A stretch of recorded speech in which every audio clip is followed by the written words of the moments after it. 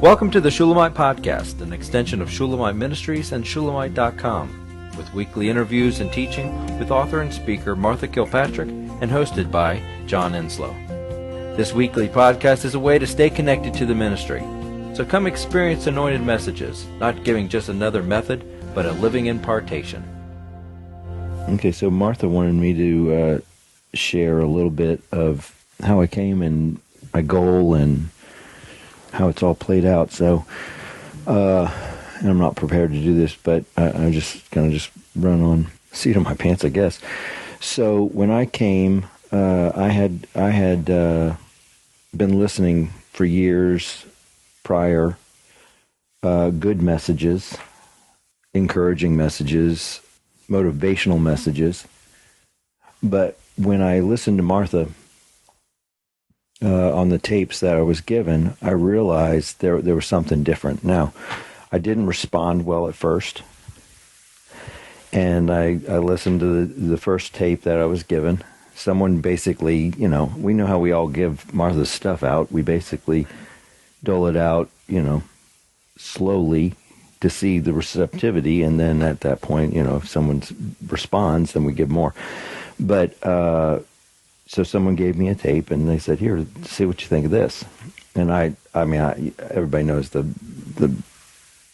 struggle I had with it. I picked it up and listened, and then I pulled it out and I threw it on the ground and said, "Ugh, gosh, so heavy. Ugh." And then God told me to pick it back up, so I picked it back up, put it back in, started listening. Ugh, so heavy. So then I stopped listening. God said, "Listen." So I listened again, and then I was hooked. I realized that I had been fed pablum, called itself the gospel, but it was pablum. It wasn't infused with spirit life. It didn't resonate in my gut. But the more I listened to Martha's messages, I was saying, this is so dead on. My spirit responds to this. My spirit knows this is right. Even if I don't understand it, I know in my spirit that there is a message here for me, and there's a message for others. And so I listened for 2.5 years and to these tapes, and then one of the tapes called me one morning, and that was the end of that. It's at 4 in the morning.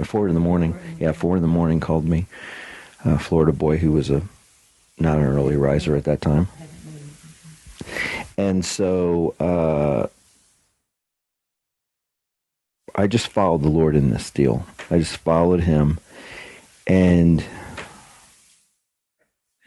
I gave my life to the message that I heard, because I said, this is the Spirit of God that wants to speak to me, and I was willing to lay down it all. So I sold my business. I laid it all down, because I went everywhere. I went to all the revival meetings. I went to all the seeker-friendly churches. I was looking. I was hungry. But this was the message that satisfied my spirit. It sometimes it wasn't. Fun. No, it wasn't a fun message. I mean, talk about an unfun message. Chariot of Fire is not a fun message, but it is a message of life. It is a life impartation and infusion. And if you look at the Old Testament and the New Testament, this isn't about fun. This isn't about, So joy, yeah, exactly. Well, joy is found in Christ. Happiness is not, And I was given great joy in the message. So I gave up everything, and I have literally spent the last at least 25 years passionately working to get this message out. And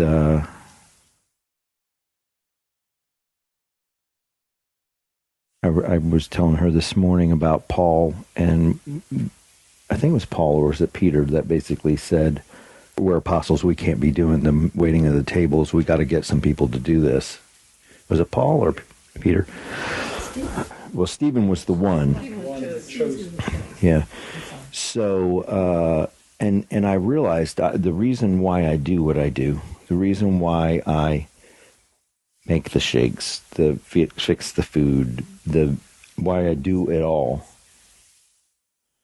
Do the driving. Why I do it all. Okay, so the reason is because I value the message.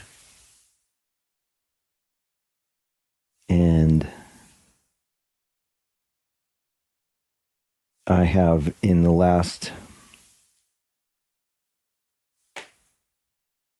it's been a long time, but the last years, I have been begging God for a win for this woman.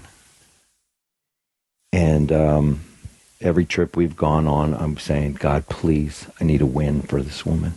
I need a win. And it's been debilitating, and that it hasn't happened. How many books? Cain and Abel. Yeah, so you've got the Triumph of the Lamb. You have the Better Blood. You have the Bride is Ready. You have the One War. You have a book on the Spirit. You have a book on the Spirit. There's a lot of books, and these aren't like little small books. These are tomes. Is that the right word? They're huge, epic books.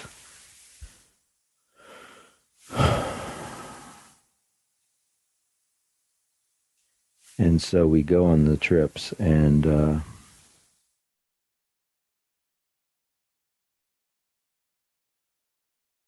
it's been frustrating. It's been debilitating and frustrating.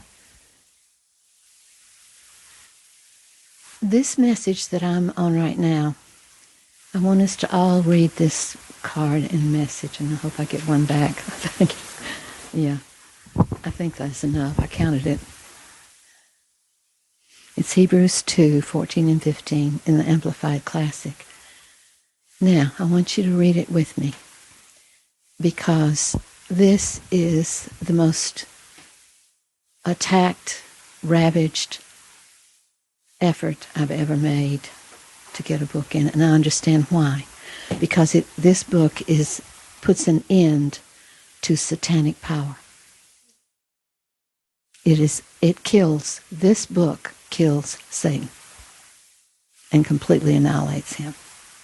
And that's why I'm under such hellish, and that's why so much, John keeps reminding me, and it's true, I've suffered under jealousy all my life, but that's okay. Because, let me read this aloud, and you look at your card, because I want you to get this. Since therefore these his children share in flesh and blood, in the physical nature of human beings, Jesus himself in a similar manner partook of the same nature. He became human. He was born a human with God as his Father, that by going through death he might bring to naught and make of no effect him who had the power of death, that is, the devil. And also that he might deliver and completely set free all those who through the haunting fear of death were held in bondage throughout their whole course of their lives. Do you see that, how big that is? I've read it for years, but when God wanted me to see it, I understood. And I've searched out all those Greek words. Naught, of course, means zero. He's been brought to naught. Satan has been disarmed. Satan has been stripped of every power, every right, every authority, and the authority has been given to you and me over Satan. Jesus bestowed that authority before he went to the cross. We have that authority. Why do we see so much evil? Because there's such a war against this verse that most Christians have never seen, that Jesus defeated completely the devil. And we don't see it either. And we don't practice it. So this is what this book is about. I'm showing the truth of this and the power of it. And I honestly believe if we could get together and declare that Satan's power is broken and that authority over Satan has been given to us, we could save this nation in this room right here.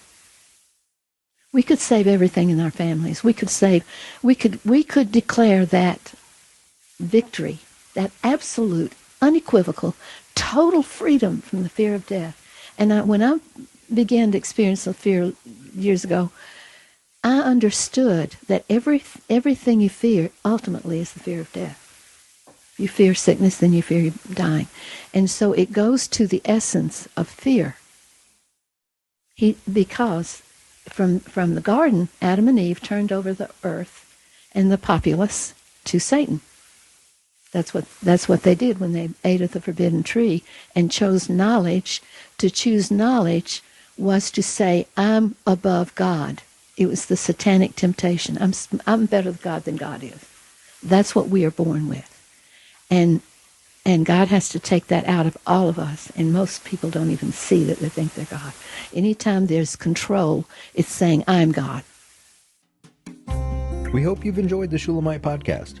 For all the latest from Shulamite Ministries, please visit us at shulamite.com, where you'll find Martha's daily devotions, posts from getalongwithgod.com, and the online library of all of Martha's writings. At shulamite.com, downloading the free Shulamite app is easy, and livingchristianbooks.com is only a click away. Thank you for joining us on this journey to discover a God worth knowing.